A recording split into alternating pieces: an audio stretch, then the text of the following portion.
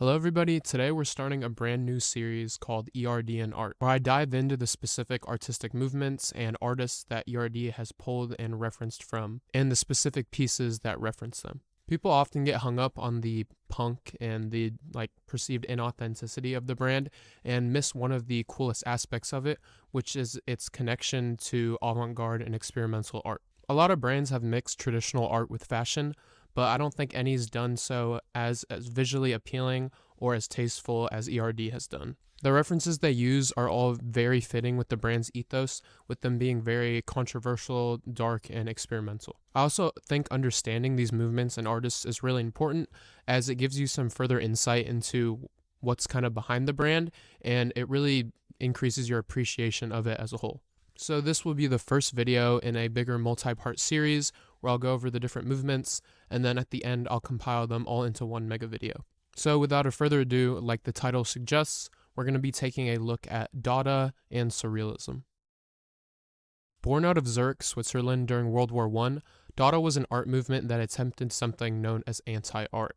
This basically means art that challenges and rejects traditional definitions of art, often questioning things like purpose and value. The core principles of what many associate with art, such as beauty, skill, and deeper meaning, are thrown out the window in exchange for absurdity.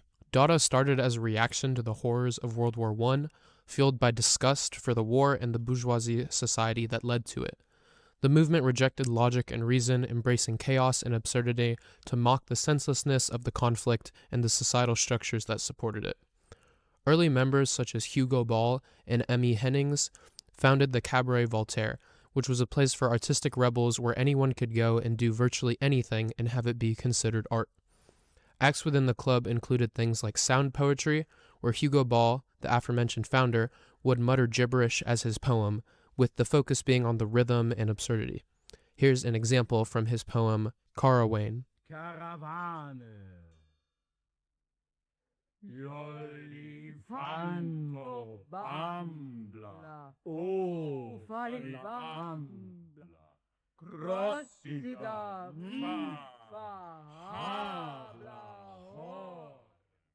Another example is John's Arp in his work Squares Arranged According to the Laws of Chance. To create this work, he would cut pieces of colored paper and glue them where they landed to challenge the notions of subjective expression. Basically, this was the birthplace of everything wrong with modern art, but to me, and hopefully you, it's pretty interesting. Switching lenses a bit, let's take a look at some separate artists, notably Marcel Duchamp and Francis Picabia. They had been doing their own form of anti-art in New York for some time before Dada was a thing, but they kind of became lumped into the movement after it spread and they took up the name more. This is because Picabia actually became really intrigued with Dada art and published his own magazine called 391, where he would cover a lot of it. He would even go as far as to go to Zurich himself and take a trip and visit the artists, and then take the influences back to New York and Europe alike, ushering a second wave of Dada in the States and Europe. Duchamp was one of Picabia's friends, so it was no surprise that he became interested and subsequently joined the movement as well. Now that you have a brief understanding of Dada and some of the figures, let's get into the first ERD piece. So this long sleeve features Marcel Duchamp's fountain on the back. This piece is one of Marcel Duchamp's readymades, which were ordinary mass-produced objects that he transformed into art by simply framing them in a gallery and thus recontextualizing their meaning.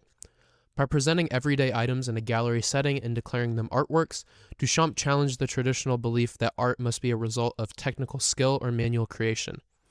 He posed that the artist's act of selection in framing itself is a creative act. He said on multiple occasions that he was never interested in making art that pleased the eye, but rather things that challenged the mind and made us question what art even is. Now, in this piece in particular, he bought a urinal, signed it a pseudonym, R. Mutt, and submitted it into an art gallery. The gallery in particular said they would accept anything as long as you paid for the submission, but with the fountain being so controversial, they went against their own rules and denied it. Funny enough, the whole reason that Duchamp signed it with the pseudonym was because he was on the board of this art gallery, and as an act of protest, he later resigned. While this whole thing might sound super dumb to some people, this idea of art being far more conceptual and not exactly everything in the traditional sense has been one of the most influential ideas on contemporary art and in the 20th century continuing on to today. Also, on the long sleeve itself, I don't actually have that much information of it, with it being very obscure. I only found it in a TikTok of an old Maxfield capsule collection, so I'm assuming that's where it's from, and I couldn't really find any other pictures of it on the internet. Moving on, remember that guy Picabia who popularized Dada in the States through his trip to Zürich? Well, his work was actually also referenced in a couple of pieces. All the pieces you see on screen right now have the text "Tabac Rat." As you can see, they've kind of milked this motif with a lot of pieces using it. Anyways, they're all referencing to Francis Picabia's Danse de Saint guy, or sometimes just called Tabac Rat. This piece is definitely very strange, with it literally being 3 pieces of cardboard tied together with a string in a frame. It was originally supposed to be suspended from a ceiling, and at one point Picabia had planned to mount behind it a little wheel driven by 2 mice. The name of the piece, Danse de Saint guy, is very interesting in and of itself. It's French for Saint Vitus's dance, which was the term used to describe the medieval dancing plague, where during the Middle Ages people would randomly break out into uncontrollable dance. It has also become the colloquial name for Sedema's chorea, which is a neurological disorder characterized by involuntary jerky movements, almost like dancing. I have no idea what they mean in the context of this piece or the art in general, but that's really cool nonetheless. Tabac rat just means tobacco rat, and the picture of the rat itself, I have no clue where it's from. Also, if this highly experimental Dada art's not exactly your stuff, I still recommend checking out Picabia, as he's kind of well known for not having a set style and changing styles through his different periods, so definitely check those out if you're just interested in art in general. Now, moving on, let's take a look at our next movement, that being Surrealism. The Surrealist movement was actually born out of Dada, with it being started by André Breton, who was a member of the Dadaist movement. He carried over Dada's spirit of rebellion, but gave it a slight twist. While Dada focused on chaos and absurdity to reject meaning, Breton wanted to take it one level deeper.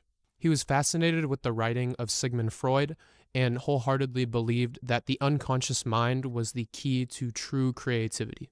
Quick side note, Freud and Jung's works in psychology are both massively impactful on ERD as a whole, but I'll save that for a whole nother video.